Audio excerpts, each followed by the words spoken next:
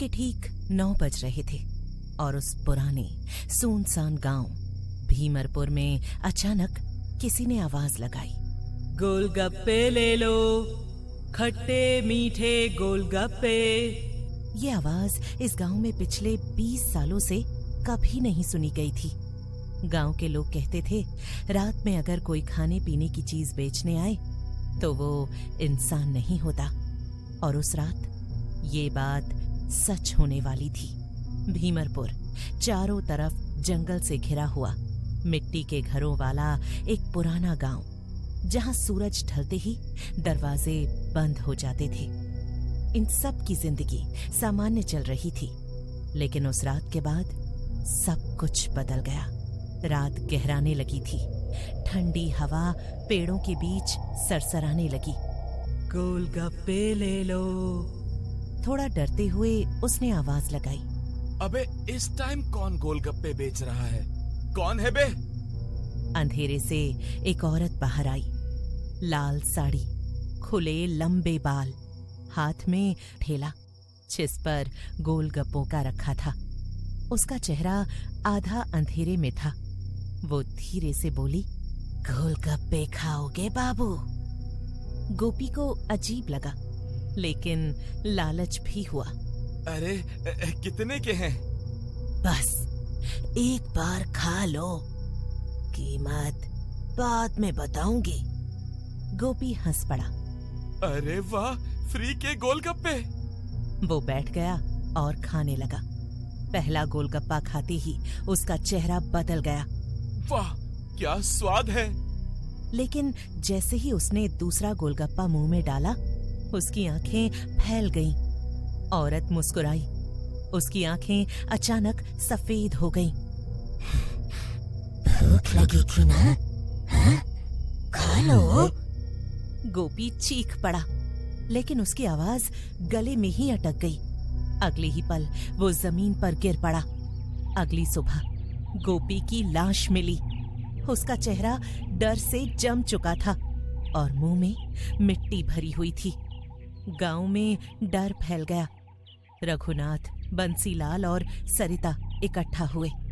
ये साधारण मौत नहीं है। कल रात मैंने भी वो आवाज सुनी थी।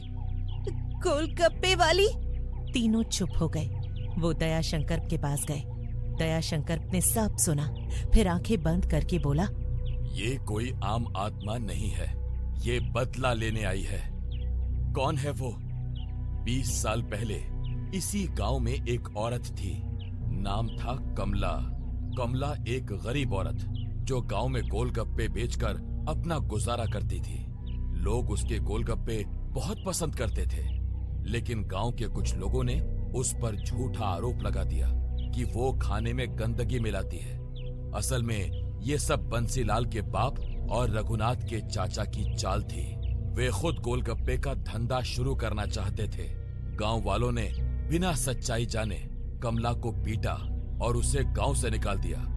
कमला रोती रही, गिड़गिड़ाती रही, लेकिन किसी ने उसकी बात नहीं सुनी।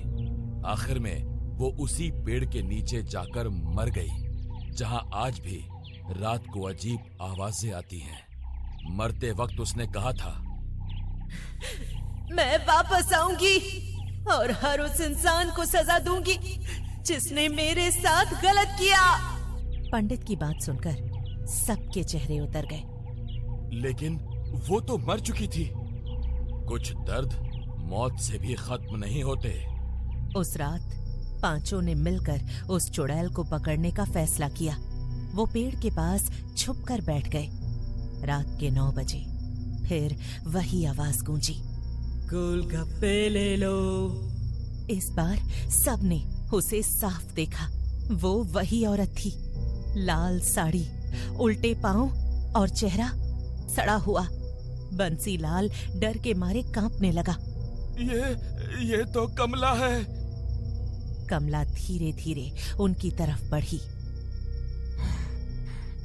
इतने सालों के बाद तुम सब मिल ही गए। रघुनाथ ने हिम्मत जुटाई। कमला, हमने गलती की थी, हमें माफ कर दो।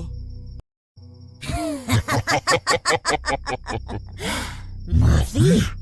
जब मैं रो रही थी तब तुम कहाँ थे?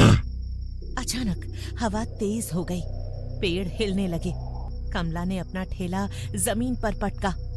गोपी की लाश जैसे उठने लगी। दयाशंकर ने मंत्र पढ़ना शुरू किया। ओम क्लीम कालिका, ओम क्लीम कालिका। कमला चीखने लगी, लेकिन अचानक वो हंसने लगी।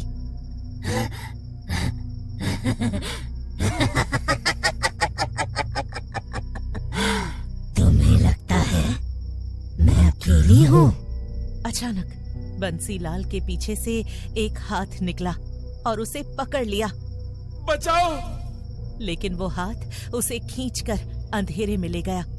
अब सिर्फ रघुनाथ, सरिता और पंडित बचे थे। सरिता ने कांपते हुए पूछा, अब क्या करें? इसे खत्म करने का एक ही तरीका है, इसकी आत्मा को शांति देना। कमला, मैं तुम्हारे साथ था। मैंने तुम्हें रोते देखा था, लेकिन मैं कुछ नहीं कर पाया। कमला की आंखों में आंसू आ गए। तो अब क्यों आए हो? क्योंकि मैं अपनी गलती सुधारना चाहता हूँ। रघुनाथ ने मिट्टी उठाई और उस पेड़ के नीचे बैठ गया। मैं तुम्हारे लिए पूजा करूंगा, तुम्हें शांति दूंगा। कमला चुप हो गई, लेकिन तभी सरिता अचानक हंसने लगी। सब चौंक गए।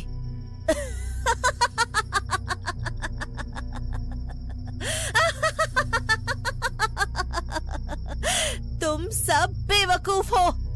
उसकी आवाज बदल गई थी। कमला को मरवाने का असली प्लान मेरा था, मेरा। सब स्तब्ध रह गए। सरिता बोली, मैं भी गोलगप्पे बेचती थी, लेकिन कोई मुझसे नहीं खरीदता था। सब कमला के पास जाते थे, इसीलिए मैंने सबको भड़काया। कमला की आंखें लाल हो गईं। तो असली दोषी तू है। अचानक कमला ने सरिता को पकड़ लिया और हवा में उठा दिया। सरिता चीखने लगी, आह! मुझे माफ कर दो। कमला बोली, माफी अब नहीं। और अगले ही पल सरिता गायब हो गई। अचानक सब शांत हो गया, हवा रुक गई। कमला ने धीरे से रघुनाथ की तरफ देखा। तूने सच बोल दिया, इसीलिए तुझे छोड़ रही हूँ। और फिर वो धीरे धीरे धुंध में गायब हो गई।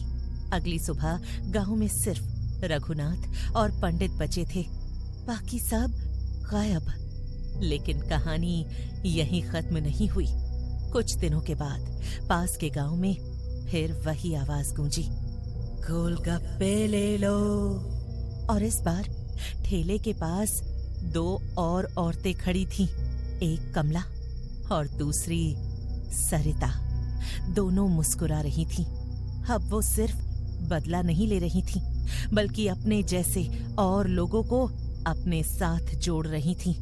और अगर कभी रात के अंधेरे में तुम्हें भी ये आवाज सुनाई दे, गोलगप्पे ले लो, तो भूल कर भी मत रुकना, क्योंकि उसके गोलगप्पे सिर्फ भूख नहीं मिटाते, जिंदगी भी खत्म कर देते हैं।